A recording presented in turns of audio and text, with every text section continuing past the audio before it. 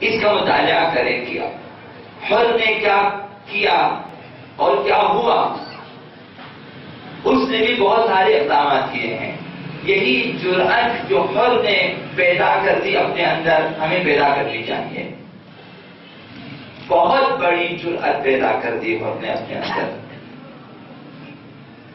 آقا عبداللہ حسین جو خیر امام ہیں اور خلق عظیم کے مالک ہیں، نواسۂ رسول ہیں، خاندان اہل بیت، امام وقت ہیں، امام معصوم ہیں، خلیفۃ اللہ ہیں. خیر وہ تو بہتر عمل کریں گے ہی، لیکن حر نے کچھ اقدامات کیے، چند فیصلے کیے اس نے. انہی چند فیصلوں کی وجہ سے وہ کامیاب ہوا. حضرت حر کامیاب ہوئے اور سعادت مند ہوئے دنیا و آخرت دونوں میں. اہل بیت کے ساتھ میں مشہور ہیں، اہل بیت کے ساتھ اٹھیں گے. شہداء کربلا میں نامور شہداء، یعنی ان سے بالاتر اور شہداء نہیں ہیں، ان کی فہرست میں حضرت حر آ گئے چند فیصلوں کی وجہ سے. جب ہم حر کا تذکرہ کریں تو اولاً جو ہمارے ذہن میں بات آتی ہے وہ توبہ ہے. حضرت حر کے بارے میں کہ حر نے جو اقدام کیا وہ توبے کا اقدام کیا. اور بہت مشکل ہے اگر ہم حر کی جگہ ہوتے اور اس جو ہیں اس مقام پہ ہوتے، اس مقام پہ حر ہیں. سپہ سالاری یعنی آج کل کے سمجھیں کہ ہم ایک جو ہیں کسی ایک فوج کے جنرل ہیں، بہت بڑا لشکر ہے. لشکر ابن زیاد کا سپہ سالار بنایا ہے حضرت حر کو اور بھیجا عبداللہ حسین کو کوفہ لانے کے لیے کہ کہیں اور جانے نہ دیں، کوفہ لائیں. اور کوفے میں ابن زیاد کو مقرر کیا ہوا ہے، حاکم بنایا ہوا ہے ابن زیاد کو کہ اس سے پہلے جو حاکم تھے اسے معزول کر دیا اور اس کی جگہ جو ہے ابن زیاد کو لایا ہے کہ بدترین انسان، شقی ترین انسان، یہ ٹھیک حجاج کی طرح اس نے بھی جب کوفے میں آیا بہت ہی ناقابل بیان سلوک کی اہل کوفہ کے ساتھ. ابن زیاد سے قسم کے انسان تھے، شقی اور قائل. اسے کوفے کا حاکم بنایا اور ادھر حر کو بھیج دیا انہوں نے ابن زیاد نے پورے لشکر کے ساتھ. ہمارے ذہنوں میں یہ بات آتی ہے کہ حر نے اولاً توبہ کیا. یہ توبہ سب سے نمایاں کردار ہے حضرت حر کی کامیابی کے سلسلے میں. تو دیکھنا یہ ہے کہ انسان کہاں تک جا سکتا ہے اور کہاں تک جا کر انسان واپس آ سکتا ہے. یہ ہماری آج کل کی اصطلاح میں کہ انسان یو ٹرن لے سکتا ہے، کہاں سے کہاں تک جاتا ہے اور پھر واپس آ سکتا ہے. اور پھر اس طرح واپس آ جائے کہ خداوند متعال اسے قبول بھی کرے. ہم اس چیز کا اندازہ لگائیں کہ حر نے جو کچھ کیا کم گناہ نہ تھا، گناہ ہے عظیم. نواسۂ رسول کو روکنا اور کربلا تک لے آنا، گھیر لینا، تا بندش آب حر کے کردار ہیں، تا ان کے اہل بیت پیاسے رہے. حر کا کردار یہاں تک ہے. وہ بھی ایک شخص کو نہیں، تمام اہل بیت کو روکا ہے. کم گناہ نہیں ہے لیکن پھر بھی توبہ ہے، پلٹنا ہے، قبولیت ہے. انہیں مد نظر رکھیں کہ رحمت خداوند کہاں تک ساتھ دے دیتی ہے. لہذا کل کیا عرض کیا، سوچیں اس بات پہ کہ راز کیا ہے کہ حر دشمن خدا اور دشمن امام کے لشکر کا سپہ سالار ہے اور معصوم امام کو اور اس کے اہل بیت کو گھیر لیا ہے، محاصرہ کیا ہے اور اہل بیت کو مصائب و مشکلات میں گرفتار کر لیا ہے، لیکن جب واپس پلٹ کر آ جاتا ہے اہل بیت کے پاس تو اہل بیت استقبال کرتے ہیں۔ اب خدا نے چاہا ہے کہ اہل بیت استقبال کریں، ورنہ اہل بیت ایسا کام نہ کرتے ہیں۔ توبہ اس کی قبول ہو جاتی ہے، اسے قبول کرتے ہیں، دعا دے دیتے ہیں، مہمان بناتے ہیں اور نجات کا پروانہ دے دیتے ہیں کہ انت حر کما سمتک امک، حر تو آزاد ہے، اس طرح آزاد جس طرح ماں نے تمہارا نام رکھا ہے آزاد، آزاد مرد ہو، یعنی آزاد مرد تو آزاد ہے۔ دنیا میں سے سالاری ملی اور آخرت میں آقا عبداللہ حسین نے نجات کا پروانہ دیا۔ ایسی توبہ اور اس قدر واضح ہمیں تو نہیں معلوم کہ ہماری توبہ قبول نہیں یا نہیں ہوئی، ہمیں کیا معلوم، لیکن اور سوال کرتا میری توبہ قبول ہے، قبول ہے، اور آپ اب اقرار کرتے ہیں اور فرمایا کہ دنیا اور آخرت دونوں میں تو آزاد ہے۔ تو سوچیں کہ کیا راز ہے اس میں۔ بعض علماء نے لکھا کہ یہ حر کے لیے توبہ اور اس کی قبولیت اور یہ توفیق حضرت سیدہ کونین فاطمہ زہرا سلام اللہ علیہا کی حرمت رکھنے کی وجہ سے اور احترام کی وجہ سے تھا۔ اس نے ایک مقام پہ اس حرمت کو باقی رکھا، لحاظ کیا۔ جب قافلہ سید الشہداء کا منزل مقام زبالہ سے کچھ کیا تو آپ نے حکم دیا کہ یہاں سے ہر جو ہے جہاں تک ممکن ہو پانی اٹھا لیں، تو مشکلوں کو بھر دیا، اونٹوں پہ ڈالا، بہت سارا پانی لے لیا، قافلہ روانہ ہوا منزل کی طرف، اپنی منزل کی طرف بڑھنے لگا۔ راستے میں ایک صحابی نے تکبیر کہی، دوسروں سوال کیا کہ یہاں تکبیر کی فریاد، کہا کہ یہ کھجور کے درخت نظر آ رہے ہیں، کیونکہ ہمیشہ یہاں پہ کھجوروں کے درخت نہیں ہوتے تھے، آج یہاں کھجوروں کے درخت نظر آتے ہیں۔ دوسروں نے کہا کہ آج تک ہم نے دیکھا ہے یہاں بھی کھجوروں کا جنگل نہ تھا۔ آقا عبداللہ حسین نے فرمایا غور سے دیکھو کیا نظر آتا ہے۔ غور سے دیکھا کہ یہ تو سارے گھوڑوں کی گردنیں نظر آتی ہیں، نیزے ہیں تو گھوڑے ہیں، تو انہوں نے سمجھا کہ خرما کے درخت ہیں۔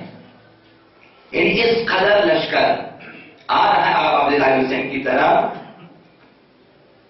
لہذا آقا عبداللہ حسین نے فرمایا کہ میں بھی دیکھ رہا ہوں کہ یہ گھوڑوں کی گردنیں ہیں، گھوڑے ہیں تو کان ہیں تو نیزے ہیں تو افراد ایسا لگتے ہیں تو خرما کے جنگل ہیں۔ تو دیکھا کہ ابن زیاد کی طرف سے بھیجا ہوا لشکر یہی جس کا سپہ سالار اور ہے حضرت اور یہ سامنے آئے، دیکھا کہ پورا کا پورا لشکر پیاسا ہے، بہت زیادہ پیاسے ہیں۔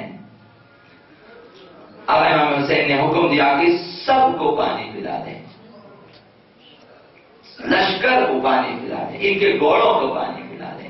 تاریخ نے لکھا کہ تین بار بھی گھوڑوں کے سامنے پانی کا برتن رکھا گیا کہ گھوڑوں نے اپنی مرضی سے پانی پیا، سیراب ہوا، گھوڑے سیراب ہوئے، اس کے بعد پانی اٹھا لیا گیا۔ اس قدر آقا عبداللہ حسین نے اخلاق کا مظاہرہ کیا۔ علی بن طحان ایک شخص ہے، یہ اسی لشکر میں تھا، لشکر غور میں، لیکن کسی وجہ سے یہ پیچھے رہ گیا، یہ اور اس کا گھوڑا، یہ بعد میں پہنچا۔ یہ راوی ہے خود کہ جب میں پہنچا اس مقام پہ جہاں غور کا لشکر تھا تو میں دیر سے پہنچا، دیکھا کہ سارا لشکر سیراب ہو چکا ہے، گھوڑے بھی سارے سیراب ہو چکے ہیں، لیکن میں بہت ہی پیاسا تھا، سخت پیاسا، اور میرا گھوڑا بھی۔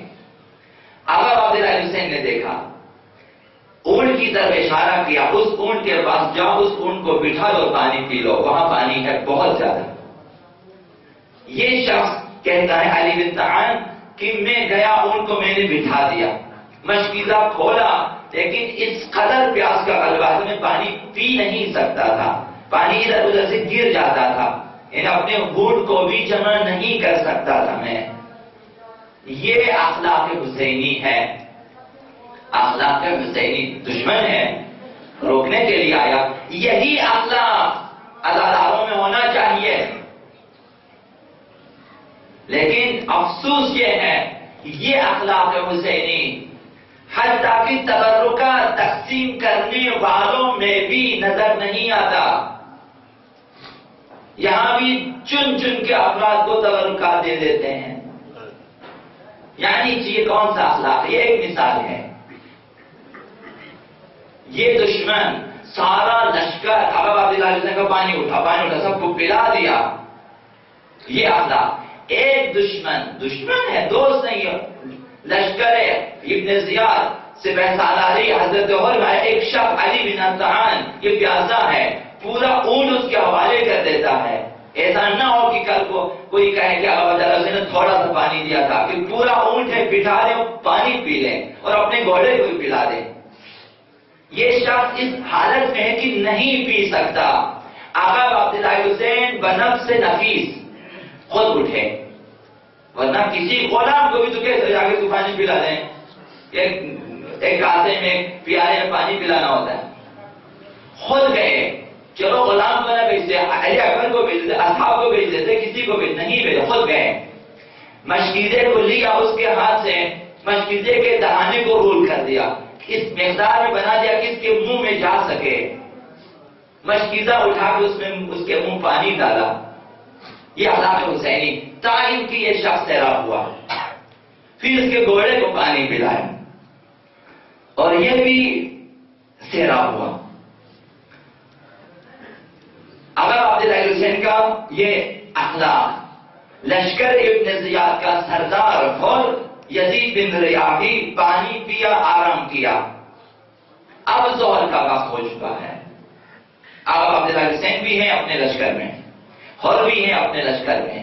اس اخلاق کو دیکھا. ممکن ہے کہ حر کی تبدیلی میں اس اخلاق کا ایک اثر ہوا ہو کہ دیکھیں ہم کس امام کو روکنے کے لیے آئے ہیں.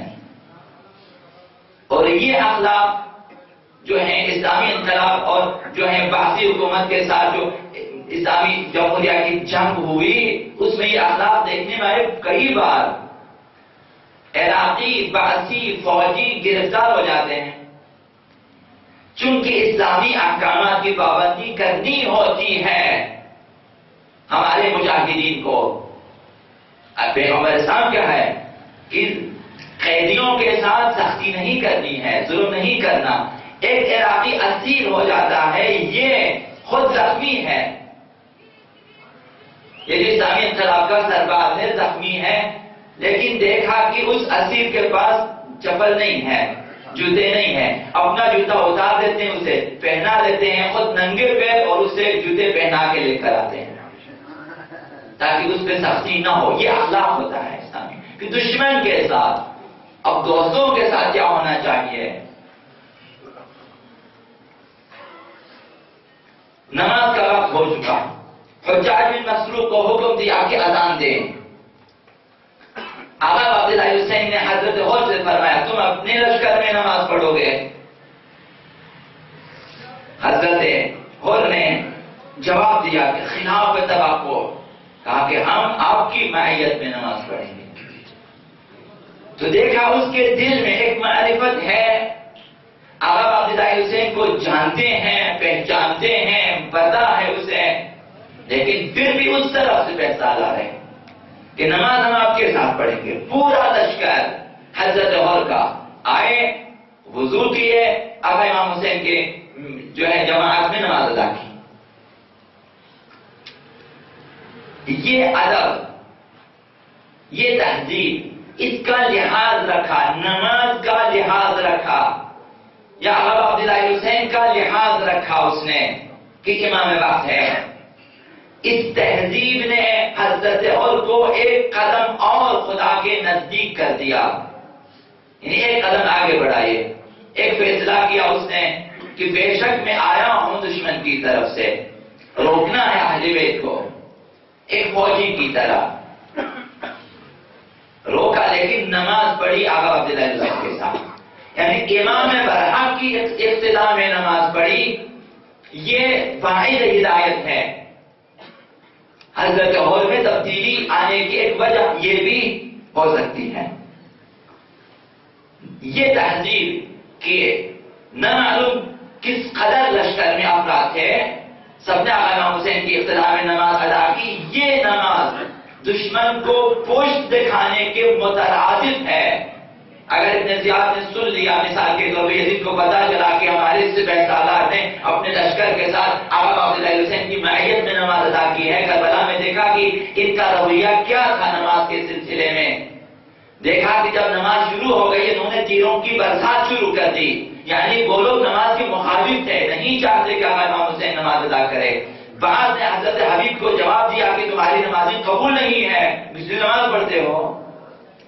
ان کا نظریہ یہ ہے، اور ادھر حضرت عمر کو دیکھیں کہ خود آ جاتے ہیں اپنے لشکر کے ساتھ، آقا عبداللہ حسین کی نماز جماعت میں شرکت کرتے ہیں، نماز ظہر ادا کر دیتے ہیں۔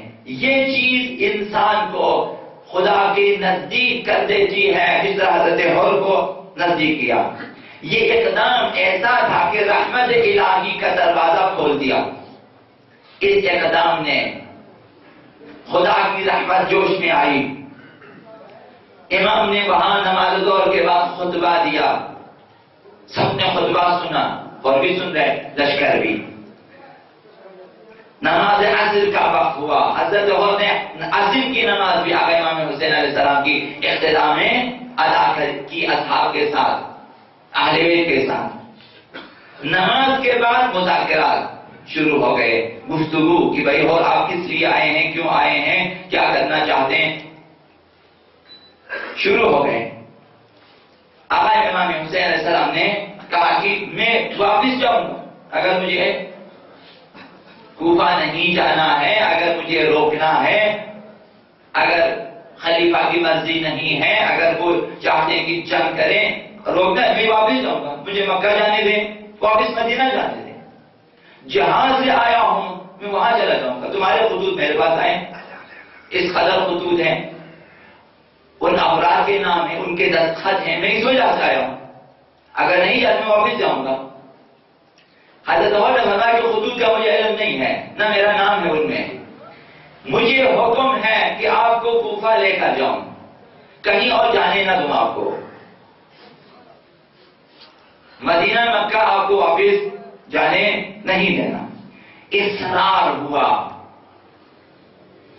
آقا امام حسین کی شان میں اب آہستہ آہستہ وہ جرأت پیدا کر کے بات کرتا ہے امام معصوم کے مقابلے میں کہ آپ کو ہم لے جائیں گے کوفہ۔ تو یہاں ایک آقا عبداللہ حسین نے جو ہے غصے کا اظہار کیا، فرمایا سکلت کو امک، تمہاری ماں تمہارے غم میں بیٹھے، یعنی تم مر جائے، تو کیا چاہتا ہے مجھ سے، اس قدر لجاجت کیوں کرتے ہو؟ میں اتنی ساری راہیں میں سامنے ڈال رہا ہوں تاکہ جنگ سے بچوں، تاکہ نقصانات سے، خون خرابے سے بچوں، مجھے واپس جانے دیں، واپس بھی جانے نہیں دیتے، مکہ جانے نہیں دیتے، مدینہ جانے نہیں دیتے، مجھے کوفہ جانے حتماً۔ یہاں حضرت عمر نے ایک اور تہذیب کا لحاظ رکھا اور فیصلہ کیا، اور لشکر ہے، لشکر کا سپہ سالار ہے، تو فرمایا کہ سکلت کو امک، تمہاری ماں تمہاری عزاداری میں بیٹھے۔ تو حضرت عمر کچھ دیر خاموش رہے اور پھر فرمایا اما واللہ لو غیرک من العرب یقول حالی، کہ قسم بخدا اگر آپ کے علاوہ کوئی اور عرب یہ بات کر دیتا میرے ساتھ، یہ جو آپ نے میری ماں کا نام لیا ہے، اگر کوئی اور عربی یہ کام کرتا، وَهُوَ عَلَى مِثْلِ تِلْكَ الْحَالَةِ الَّتِي أَنْتَ عَلَيْهَا، اس کی حالت بھی وہی ہوتی جو آج آپ کی حالت میں ہم نے گھیرا ہوا ہے اسے، وہ بھی اس حال میں ہوتا۔ مَا تَرَكْتُ ذِكْرَ أُمِّكَ، تمہیں میں اس کا جواب دیے بغیر نہیں رہتا، نہیں چھوڑتا، اسے بھی میں ایسا ہی جواب دے دیتا۔ وَلَكِنْ وَاللَّهِ مَا لِي إِلَىٰ ذِكْرِ أُمِّكَ من سبیل، لیکن آپ کی والدہ گرامی کا نام لینے کی مجھ میں جرأت نہیں ہے، میں نہیں لے سکتا مگر الا باحسن ما یقدر علیہ، مگر نیکو ترین الفاظ میں یاد کر سکتا ہوں، زیبا ترین الفاظ میں یاد کروں، جس طرح آپ نے نام لیا اس طرح میں نہیں لے سکتا۔ ادب کا لحاظ رکھا، حرمت کا لحاظ رکھا، سیدہ کائنات کا، یعنی اس کے دل میں اس خاندان کی ایک معرفت ہے، سیدہ کائنات کی ایک خاص معرفت ہے، اور اس معرفت کی وجہ سے آقا عبداللہ حسین کا بھی لحاظ رکھا، سیدہ کائنات کا بھی لحاظ رکھا۔ جب حر نے دامن تہذیب کو ہاتھ سے جانے نہ دیا اور یہ ظاہر کر دیا کہ رحمت الہی کا ایک اور مخصوص دروازہ باحترام حضرت فاطمہ زہرا سلام اللہ علیہا حضرت حر پہ کھل چکا ہے، اس نے ایک قدم اور اپنے آپ کو نزدیک کر دیا خداوند متعال کے اس احترام کی وجہ سے۔ تو عرض کرنا یہ ہے، یہاں پر تمام عزاداران آقا عبداللہ حسین کو چاہیے کہ اہل بیت کا احترام، اہل بیت کے ناموں کے احترام، کس قدر افسوس کا مقام ہے کہ ائمہ کا نام لکھتے ہیں اور کہاں کہاں لکھ رہے ہیں، موٹر سائیکلوں کے پیچھے، گاڑیوں کے ٹائروں کے بعد، گاڑیوں کے دروازے پہ، اور جہاں پہ آپ کے قدم ہوتے ہیں مختلف مقامات پہ جہاں زیبا نہیں ہے، ایسے دکانوں کے ایسے بورڈ پہ جہاں دکانوں میں کوئی خاص شان والی چیز نہیں ہے، آپ نے اس کا نام بھی رکھا ہوا ہے، امام زمان کے نام پہ، امام حسین کے نام پہ ہے۔ مثال چائے کا اسٹور ہے، چینی کا اسٹور ہے، مثال اس جنرل اسٹور ہے، مختلف نام گاڑیوں کے پیچھے ہے۔ احترام اہل بیت ناموں کے حد تک بھی جو جگہ صاف نہیں ہے، آپ وہاں کس طرح اہل بیت کے نام لکھ دیتے ہیں، جگہ صاف نہیں ہے، پاک نہیں ہے، دیواروں میں نیچے نیچے اہل بیت کے نام، اوپر آپ کی دکان کا نام ہے، نیچے اہل بیت کے نام ہے۔ تو اس طرح جہاں شائستہ نہ ہو، جو جگہ اہل بیت کی شایع نشان نہ ہو، وہاں اہل بیت کے ناموں کو نہ لکھیں۔ اسی طرح جب اہل بیت کے نام لیتے ہیں تو احترام سے لے لیں، تو اہل بیت کے احترام کی وجہ سے آپ بہت آگے جا سکتے ہیں۔ یہ ایک قدم ہے حضرت عمر کی زندگی میں، اور اسی مختصر چند دنوں کی جو اس کی سیرت ہے اس میں آپ ان چیزوں کو دیکھ سکتے ہیں کہ نماز کا احترام کیا، اہل بیت کا احترام کیا، سیدہ کائنات کا احترام کیا، تو اس کا انجام کیا ہوا؟ انہی چیزوں نے اور کو اس مقام پہ لا دیا کہ جہنم کی تہ تک پہنچتے پہنچتے اسے جنت کے بالا ترین مقام تک پہنچا دیا۔ یہ اور جہنم کی سب سے نچلی تہ میں جا رہا تھا، بالکل کنارے کھڑا ہے کہ صبح عاشور ہو جائے، جب چھڑ جائے قصہ ختم، کہ اور آ جاتے بس مقابلے میں جہنم کے عذاب میں، یزید کے ساتھ، ابن زیاد کے ساتھ، شیمت کے ساتھ، مرزاد کے ساتھ، یہ مشہور ہو جاتا قیامت کے دن۔ انہی احترام نے، انہی چیزوں نے، جب انسان خود کو جنت و دوزخ کے درمیان دیکھ لیتا ہے تو یہ دیکھنے کے لیے کہ اس کی طرف متوجہ ہونے کے لیے بھی ایک توفیق چاہیے۔ یہ توفیق آپ کو نمازوں سے ملے گی، اہل بیت کے احترام سے ملے گی، مجالس ادا کا احترام کے اس سے ملے، ان چیزوں سے آپ کو یہ چیزیں ملے گی۔ عزاداری آقا عبداللہ حسین میں آنا اور اس مجلس میں بیٹھنا یہ معمولی چیز نہیں ہے۔ انبیاء تمنا کرتے ہیں کہ ان مجلسوں میں آ جائیں۔ حبیب ابن مظاہر کو دیکھا کسی نے، خواب میں دیکھا کہ حبیب جنت میں، کیا تمنا ہے، کیا حسرت ہے دل میں؟ کہا ایک حسرت رہ گئی دل میں کہ میں مجلس آقا عبداللہ حسین میں بیٹھ کر گریا کروں، یہ تمنا پوری نہ ہوئی، میں شہید ہوا آگے جنت میں۔ جنت والے فرشتے تمنا کرتے ہیں، حور العین انہیں کیا غم ہے؟ حور العین ذکر آقا عبداللہ حسین میں، مصائب آقا عبداللہ حسین میں سر و سینہ پیٹ لیتی ہیں، یہ زیارت ناہیہ میں ہے۔ انبیاء تمنا کرتے ہیں فرشتے تمنا کرتے ہیں اور آپ کی ساری چیزیں مفت میں مل جاتی ہیں تو قدر کریں اور احترام کریں، کسی مجلس کی بے احترامی نہ کریں۔ تو حضرت اور توبہ کی نزدیک سے نزدیک تر ہوتے جا رہے ہیں۔ تو انسان نے دیکھ لیا خود کو جنت و دوزخ کے درمیان، یہ دیکھنا بھی توفیق الہی کی وجہ سے، ورنہ انسان کی آنکھیں بند ہو جاتی ہیں، نہیں دیکھتا وہ کہ میں جنت کی طرف یا جہنم کی طرف۔ جب آنکھیں بند ہو جاتی ہے، جب ملک الموت پہنچ جاتا ہے، جب اس کی روح قبض ہو رہی ہوتی ہے، وہاں انسان جو ہے وہ دیکھ لیتا ہے کہ میں تو دوسری راہ پہ جا رہا ہوں۔ یہ توفیق الہی چاہیے، خداوند نہ مجھے دکھا دے کہ میں جنت کی طرف جا رہا ہوں جہنم کی طرف۔ حضرت عمر کو یہ توفیق ملی کہ اس نے دیکھ لیا کہ میں جہنم کی طرف جا رہا ہوں، مجھے واپس آنا چاہیے۔ لہذا اس نقطے کی طرف توجہ رکھنا ضروری ہے کہ ایک انسان اس قدر حرمت و ادب رکھتا ہے، کیسے ممکن ہے کہ اس قدر با ادب با تہذیب اور لشکر ابن زیاد میں سے بیسالات ہے، یہ لشکر یزید میں سے بیسالات ہے، کیسے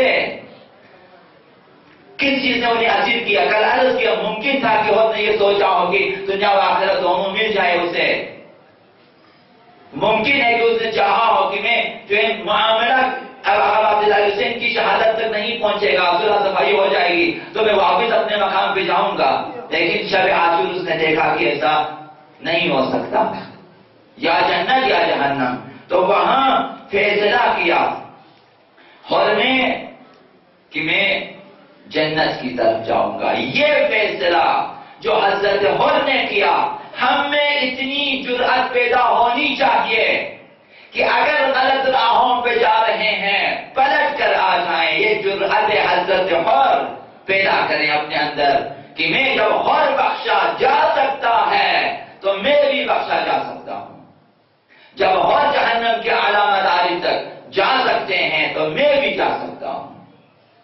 رحمت الہی بہت وسیع ہے، وسعت رحمتی کل شیء، خدا کی رحمت ہر چیز پہ چھائی ہوئی ہے۔ ان اللہ یغفر الذنوب جمیعا، شرک کے علاوہ ہر گناہ کو خداوند بخش دیتا ہے، مخصوصاً عزاداری عبداللہ حسین میں بخشش بہت زیادہ ہے۔ پچھلے سال حدیث عرض کی آپ کی خدمت میں آقا صلی اللہ علیہ وسلم فرمایا کہ ہم سب کشتی نجات ہیں، لیکن آقا عبداللہ حسین کی کشتی وسیع تر بھی ہے اور سریع تر بھی، تیز تر بھی ہے اور وسیع عریض بھی ہے، زیادہ گنجائش ہے اس میں زیادہ بخشش ہے، قبولیت توبہ کے لیے چانسز زیادہ ہیں مجلس آقا عبداللہ حسین میں۔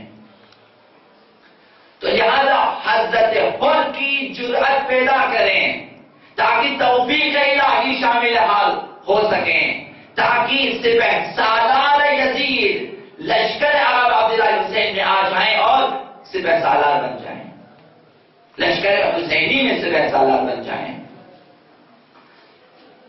تو ہم بھی سوچیں اگر ہم حضرت حر کی جگہ ہوتے تو کیا کرتے؟ کل عرض کیا کہ اگر آپ بھی سپہ سالار ہوتے، اگر آپ کے ہاتھوں میں بھی کئی ہزار لشکر ہوتے اور آپ اس کے جنرل ہوتے اور آپ بھی ایک ایسے مقام پہ پہنچ جاتے جہاں آپ کو فیصلہ کرنا ہوگا کہ جنت یا جہنم، تو ہم کیا کرتے؟ یہ آج سوچنا چاہیے۔ جو لوگ جس مقام پر ہیں، جس منزل پر ہیں، جس حال میں ہیں، ممکن ہے کہ حکومت میں بڑے بڑے مقامات پر ہوں، ممکن ہے کہ معاشرے میں بڑی حیثیت رکھتے ہوں۔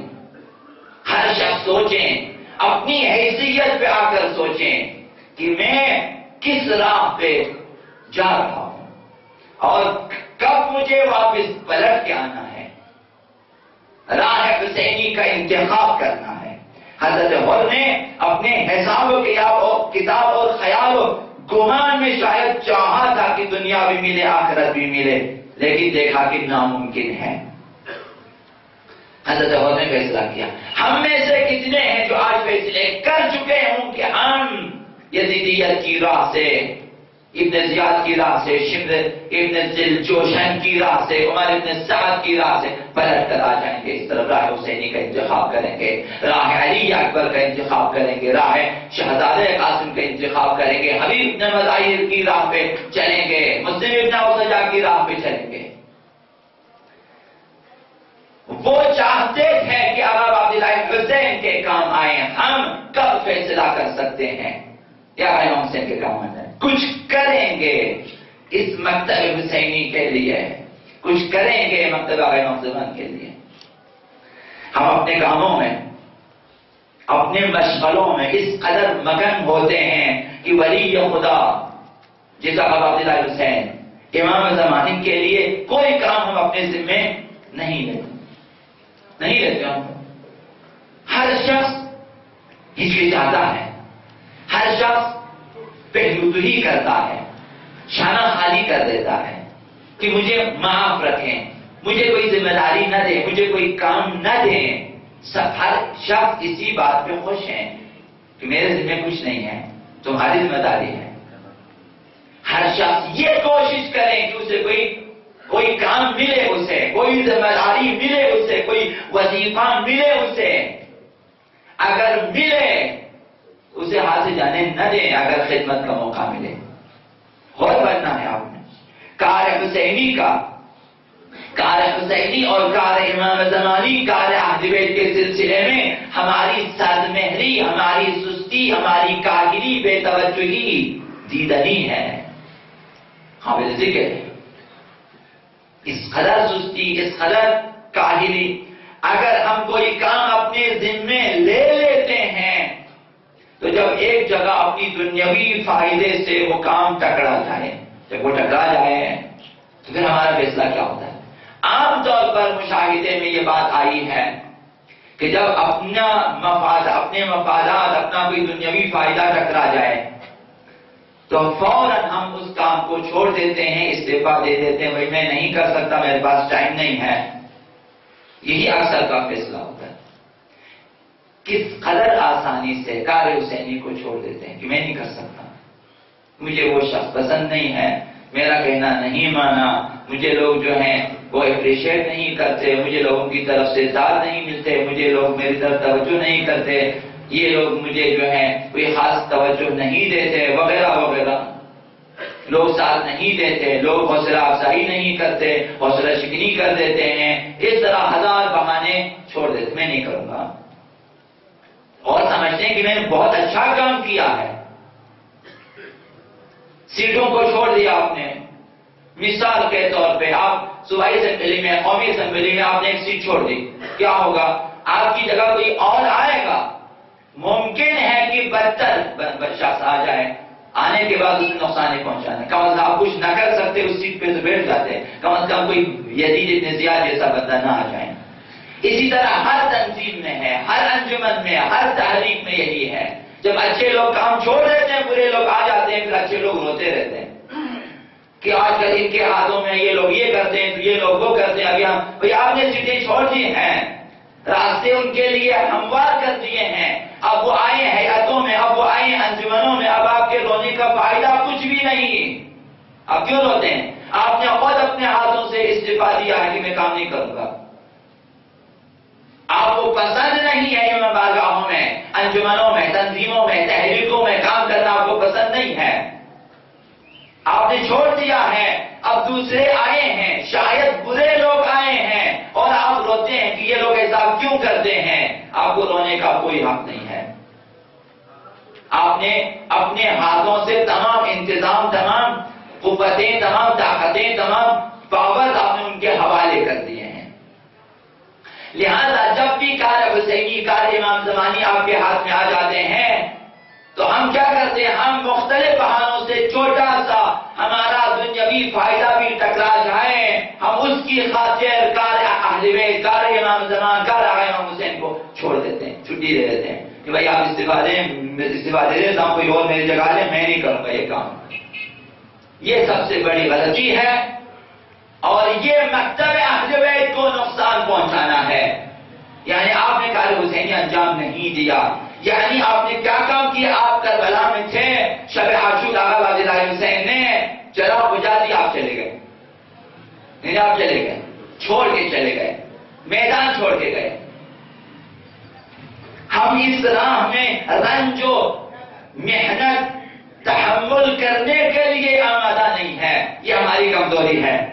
ہم حاضر نہیں ہوتے کہ اپنی زندگی میں سے کچھ وقت نکالیں، اپنے دفتری اوقات میں سے کچھ کم کریں اگر آپ کے اختیار میں ہے، اپنے گھریلو خاندانی مصروفیات میں سے کچھ وقت نکالیں، دوستوں کے لیے جتنا وقت آپ کے پاس ہے ان میں سے کچھ وقت نکالیں آثار حسینی انجام دینے کے لیے۔ ایک معلم، ایک مدرس، ایک دانشور، ایک محدث، ایک صحابی جو بھی ہے وقت نکالیں۔ جسے کچھ بھی نہیں آتا وہ مجالس کے لیے وقت نکالیں۔ بھئی ہم کچھ نہیں، مجلس میں دعا سکتے ہیں، ہم مجالس کا انعقاد کریں گے، آپ 100 بندے آ جائیں، بہترین مقرر، بہترین خطیب دنیا کے آپ کو مل جائیں گے، وہ آ جائیں گے آپ کے پاس دعوت کے لیے، آپ 100 بندے آ جائیں۔ بھئی ہم لوگ بیکار لوگ ہیں، ہم آگے مجلس کے لیے تو کر سکتے ہیں، لہذا ہم حاضر نہیں کہ اپنی زندگی میں سے وقت نکالیں آقا امام حسین اور آقا امام زمان کے لیے۔ چند دوسرے افراد کے ساتھ اتحاد و اتفاق کرنے کے لیے آمادہ نہیں ہے کہ میں متحد نہیں ہو سکتا کسی کے ساتھ، اس کے ساتھ تو اتفاق ہو ہی نہیں سکتا۔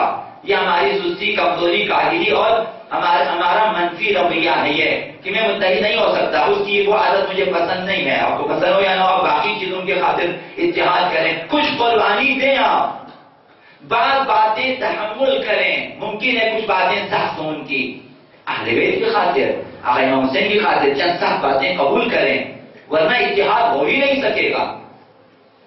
100% کن میں اتحاد ہوتا ہے، کن میں اتفاق ہوتا ہے؟ سب کی طبیعتیں مختلف ہیں، فطرتیں مختلف ہیں، رویے مختلف ہیں، سوچ مختلف ہیں، لہٰذا اس طرح اتحاد نہیں ہوگا۔ یقیناً لازماً دو بندوں نے اگر اتحاد کرنا ہے بعض چیزوں کو قربان کرنا ہوتا ہے، بعض چیزیں چھوڑنی ہوتی ہے، بعض چیزوں کو تحمل کرنا ہوتا ہے۔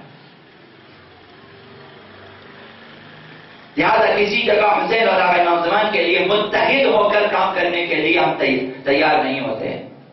مختلف، اس کا مذاق اچھا نہیں لگتا، اس کا کھانا مجھے اچھا نہیں لگتا، اس کا بیٹھنا مجھے پسند نہیں ہے، اس کی یہ باتیں اس کا مذاق مجھے پسند نہیں ہے، امام زمان کا آقا امام حسین کو اسی طرح چھوڑ دیتے ہیں۔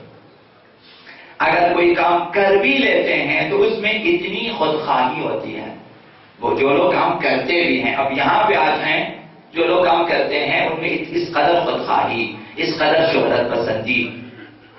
تو عرض کرتا ہوں میں بار بار دوستوں سے کہ آپ کا آٹا ابھی تک غریب کے گھر نہیں پہنچا، فیسبک پہ اسے پہلے پہنچا ہوتا ہے، اس قدر شہرت پسندی۔ ابھی تک اس بیچارے کو نے تھیلی کو دیکھا بھی نہیں ہے، کب سے میڈیا پہ آپ کی تصویریں آ چکی، کیا ضرورت ہے؟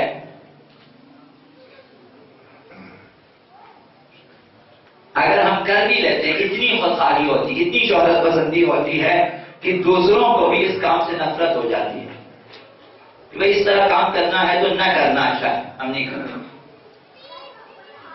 خود غرضی اس میں ہوتی ہے، تعصب اس کے اندر ہوتا ہے، قوم پرستی اس میں ہوتی ہے، ذات پرستی ہوتی ہے۔ ہمارے لیے مشکل صرف باطل قوتوں کا ہجوم نہیں ہے، ہمارے لیے مشکل صرف یہ نہیں ہے کہ باطل قوتوں نے ہم پہ حملہ کر دیا ہے، یہ کام تو بعض اوقات ہماری بیداری کے لیے ضروری ہو جاتی ہے کہ باطل قوتیں ہماری طرف متوجہ ہو جائیں تاکہ ہم بیدار ہو جائیں، متحد ہو جائیں، ہم سو جائیں گے۔ مشکل صرف یہ نہیں بلکہ مشکل ہمارا بھانج ہونا ہے، ناداں ہیں ہم لوگ اپنے اندر سے کام، انقلاب تولید نہیں کر سکتے، تخلیق نہیں کر سکتے، ہم میں خلاقیت ختم ہو چکی ہے، ہم ابتکاری کام نہیں کر سکتے، ہم جدید کام انجام نہیں دے سکتے، ہم نئے فیصلے نہیں کر سکتے، یعنی ہم لوگ اپنی فکروں میں بانج ہیں۔ یہ بانج پن ہماری مشکل ہے کہ ہم جس محدود پیمانے پہ ہماری زندگی گزر رہی ہوتی ہے اس میں ذرا برابر ہلنے کے لیے آمادہ نہیں ہے، اس میں تبدیلی لانے کے لیے آمادہ۔ اگر کسی نے تبدیلی کر دی، حتیٰ نزولات میں اگر تبدیلی کر دی، غوغا ہو جاتا ہے کہ بھئی ہمیشہ سے یہ کام ہو رہا تھا، یہ کیوں نہیں کیا، حتیٰ یہاں تک مساجد میں اسی طرح سے کہ ہر شخص ایک جگہ بیٹھ جاتا ہے، بعض افراد سے یہ تو میری جگہ ہے، حتیٰ اسے بھی تبدیل کرنے کے لیے ہمارا نہیں ہے۔ لہذا ہماری مشکل ہمارا بھانج ہونا ہے، ہماری فکر بھانج ہو چکی ہے، ہمارے اخلاقیات، ہمارا کردار، ہم میں جرأت فیصلہ نہیں ہے، ہم میں تبدیل ہونے کی جرأت نہیں ہے۔ بعض اوقات یہ چیزیں اس قدر عادی ہو جاتی ہیں ہم تبدیل نہیں کر سکتے۔ اگر کسی کی کوئی بری عادت ہو چکی ہے، اگر آپ اسے چھوڑ دیں مشکل ہو جاتا ہے۔ جس طرح ایک سگریٹ کے عادی، نسوار کے عادی، مکئی کے عادی یا چائے کے عادی اب آپ کہ چھوڑ دیں مشکل ہو جاتا ہے ان کے لیے ایک دم چھوڑنا، عادی ہو چکی۔ اس طرح بعض اب رسوم اس قسم کے ہیں کہ چھوڑنا مشکل ہو جاتا ہے، اگرچہ غلط کیوں نہ ہو انجام دے دیتے ہیں۔ آقا امام زمان ارواحنا لہ الفدا کے لیے سرباز چاہیے، سرباز تربیت یافتہ چاہیے، سربکف جوانوں کی ضرورت ہوتی ہے۔ نہ معلوم جوانوں کو اس کی فکر ہے یا نہیں، جوانوں کی ضرورت ہوتی ہے، صرف بزرگوں کی نہیں، سربکف جوانوں کی ضرورت ہوتی ہے، نہ عام جوانوں کی۔ وہ جوان جس نے اپنا سر ہتھیلی پر رکھا ہو، اہل بیت کے کربلا میں ایسے ہی تھے، سب سربکف تھے، سب جان نثار تھے، سب سرباز تھے، سب کو آتا تھا کہ سر کٹانا کس طرح سے ہے، اس لیے سرباز ہیں، جان باز ہے، جان دینا آتا تھا انہیں۔ جنہیں جان دینا نہ آئے وہ اپنے نام رکھے جان باز، جان بازی نہیں ہے، یہ تو جان کی بازی کب لگا دیا آپ نے؟ سر کی بازی لگا دے تو سرباز ہیں، جان کی بازی لگا دے تو جان باز ہیں۔ بامعرفت متأہل جوانوں کی ضرورت ہوتی ہے امام زمان کو۔ ہم نے کس قدر خود کو، کس قدر دوسروں کو اس کام کے لیے آمادہ کیا ہے۔ عزاداری کا ہدف یہ ہے، کس قدر اپنے آپ کو امام زمان کے لیے، امام حسین کے لیے آمادہ کیا ہے کار حسینی انجام دینے کے لیے، کس قدر دوسروں کو اس کام، کس قدر اپنے شاگردوں کو، اپنے دوستوں کو تیار کیا ہے، اپنی اولاد کو تیار کیا ہے اس مقصد کے لیے کہ ہم کارے حسینی، کارے امام زمانی انجام دیں۔ کس قدر اس سلسلے میں اپنی تربیت کی ہے، کس قدر دوسروں کی جوانوں کی تربیت کے لیے اقدامات کیے ہیں، یہ آپ کے نام اعمال میں درج ہونی چاہیے کہ میں نے اتنے جوانوں کی تربیت کے لیے کام کیا ہے کسی بھی حوالے سے۔ دمی، درہمی، سہانی، قلمی، قدمی جو عرض کیا، کسی بھی حوالے سے کام کیا ہو وہ درج ہو جائیں۔ ان کی تربیت کی خاطر ہے، فنڈنگ کی ہے، آپ نے خود وقت نکالا ہے، آپ نے خود تربیت دی ہے، آپ نے پڑھایا ہے، لکھایا، جو کچھ بھی ہو۔ آقا امام زمان کے لیے اولاً سربکف، باتربیت، متعہد، خوش اخلاق جوانوں کی ضرورت ہوتی ہے جو شجاعت مند ہوں، جرأت مند ہوں۔ تو ہماری ذمہ داری اس وقت یہ ہے کہ اگر حسینی بننا ہے تو امام زمانی بننا چاہیے۔ امام زمان کے لیے تربیت یافتہ جوانوں کی ضرورت ہوتی ہے۔ تربیت شدہ جوانوں کی کتنی تعداد آپ نے جمع کی ہوئی ہے آقا امام زمان کے لیے۔ آپ دیکھیں اطراف عالم میں، لبنان میں آپ دیکھیں، مصر میں آپ دیکھیں، یمن میں آپ دیکھیں، باقی دنیا عراق میں آپ دیکھیں، کس قدر سرباز جمع کر کے رکھے ہوئے آقا امام زمان کے لیے۔ ہزاروں سرباز ایک سپہ سالار نے جمع کر کے رکھا ہوا۔ اسلامی جمہوریہ میں الا ماشاءاللہ ہم نے کتنے جمع کیے، کتنے جوان۔ اہل بیت کا درد یہ نہیں ہے کہ ہم ان کے لیے نہیں روتے۔ اہل بیت کا درد، آقا امام حسین کا درد یہ نہیں ہے ہم ان کے لیے نہیں روتے، سینہ نہیں پیٹتے، سر نہیں پیٹتے۔ ان کا درد یہی ہے کہ ہم ان کے لیے کچھ نہیں کرتے، کام نہیں کرتے، یہ ان کا درد ہے۔ درد یہی ہے کہ ہم خود آقا عبداللہ حسین اور امام زمان کے لیے درد سر ہیں، ہم خود درد سر بنے ہوئے ہیں۔ اس جملے کو پڑھوں گا آپ کی زحمتیں تمام۔ آقا امیر المومنین نے فرمایا اپنے اصحاب سے کہ اريد ان اداوی بكم وانتم دائی، میں چاہتا ہوں تمہارا علاج کروں، تمہیں شفا دے دوں، لیکن تم خود میرے لیے درد سر بن گئے۔ بجائے اس کے کہ میں تمہارا علاج کر دوں، تم خود میرے لیے درد سر پیدا کرتے ہو، درد کا ہو مختلف بہانوں سے ساتھ نہیں دیتے۔ کَنَاقِشِ الشَّوْكَةِ شوکتی بالشوکہ، فرمایا اس قدر تم درد جیسا کہ کسی کے پیر میں کانٹا چبھا ہو، دوسرا شخص چاہے کہ کسی اور کانٹے سے اس کانٹے کو نکالو، درد میں اضافہ ہوگا، کانٹا نہیں نکلے گا، کیونکہ اس کانٹے میں استحکام نہیں ہے، استقامت نہیں، ٹوٹے گا تو درد میں اضافہ ہوگا۔ آقا نے فرمایا کہ آپ کسی کے پیروں سے کانٹے نکالے، سری کی ضرورت ہو جس میں استحکام ہو کہ وہ اس کانٹے کو، چھپے ہوئے کانٹے کو نکال سکیں۔ ہم میں اگر حوصلہ اور استقامت نہ ہو تو ولی خدا کے لیے، امام حسین کے لیے، آقا امام زمان کے لیے پاؤں میں چھپے ہوئے کانٹے بن جائیں گے ہم لوگ، کہ نکالنا چاہو گے درد میں اضافہ ہوگا۔ ہم اگر کچھ نہیں کرتے، ہمیں کچھ کرنا ہوتا ہے کہ ان کے درد کم ہو جا سکیں، اور ولی خدا کے لیے باعث زحمت ہی بنیں گے۔ یہ ہماری مشکل ہے، ہماری آخری مشکل۔ دوسری سب سے بڑی مشکل یہ ہے کہ گناہ آخری حد تک جا کر ہی ہم سمجھتے ہیں کہ کوئی گناہ کیا ہے، آخری حد تک۔ جب تک معاملہ ولی خدا کے قتل تک نہ پہنچے، شہادت تک نہ پہنچے، اس وقت تک ہم سمجھتے ہیں کہ بہت کچھ ابھی باقی ہے۔ جب تک خود کو جنت و دوزخ کے بیچ نہ دیکھیں، اس وقت تک کوئی اقدام نہیں کرتے۔ آخری حد تک جب گناہ پہنچے، آپ عمر کے آخری حصے میں پہنچے، تب بیدار ہونا چاہتے، ولی خدا شہید ہو جاتے ہیں، تب ہم آگے روتے ہیں، پیٹتے ہیں، ہمیں کچھ کرنا چاہیے۔ جب ہم دوزخ کے بالکل کنارے پہنچ جاتے ہیں، پھر ہم واپس آنا چاہتے ہیں۔ پھر جب توبہ کے لیے آتے ہیں تو کہتے ہیں کہ میرا خیال تھا کہ معاملہ یہاں تک نہیں پہنچے گا، کہ آپ شہید آقا امام حسین کے لیے اس طرح سے فرمایا کہ میرا خیال تو یہ تھا کہ شاید معاملہ یہاں تک نہیں پہنچیں گے، اس لیے ہم ان کی فوج میں آئے تھے کہ شاید اسی طرح صلح صفائی ہوگی، لوگ چلے جائیں گے۔ انسان جب چاہے لوٹ سکتا ہے، انسان در عین اسارت و اسیری و غلامی اپنی حریت اور آزادی کی طرف لوٹ کر آ سکتا ہے۔ خیال رہے کہ جب لوٹ کر آ جائے ولی خدا شہید نہ ہو چکے ہوں۔ اسی مختار نامے میں آپ نے دیکھا ہوگا مختار کا بیان، اور کیسان ابو عمرہ کا بیان آپ نے دیکھا ہوگا۔ مختار نے پوچھا کہ کیسے قافلہ عشق میں نہ جا سکے، کربلا نہ آ سکے؟ کہا کہ راستہ گم کر دیا ہم نے، میں جب جانا چاہا تو اس کا ولی خدا شہید ہو چکے تھے، یعنی دیر کر دی، بہت سارے افراد نے دیر کر دی۔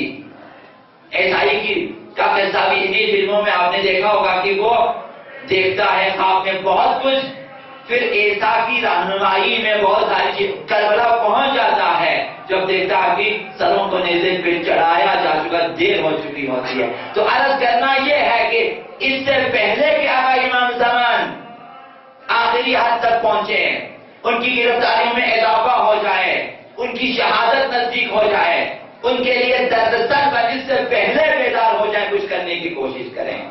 نہیں کہ آقا امام زمان آنے کے بعد، انقلاب آنے کے بعد، اور اس کے بعد بھی شاید بیدار نہ ہو جائیں، جب آقا امام زمان شہید ہو جائیں، جب آقا امام حسین انہیں ان کی تشہید و تکفین کریں، شاید اس دن بیدار ہو جائیں۔ ہم نے سوچا تھا کہ امام شہید نہیں ہوں گے، ہم نے سوچا تھا شاید معاملہ یہاں تک نہیں پہنچے گا، دیر ہو چکی ہوگی، بیدار ہونے خود بن جائیں، خود نے دیر نہیں کر دی۔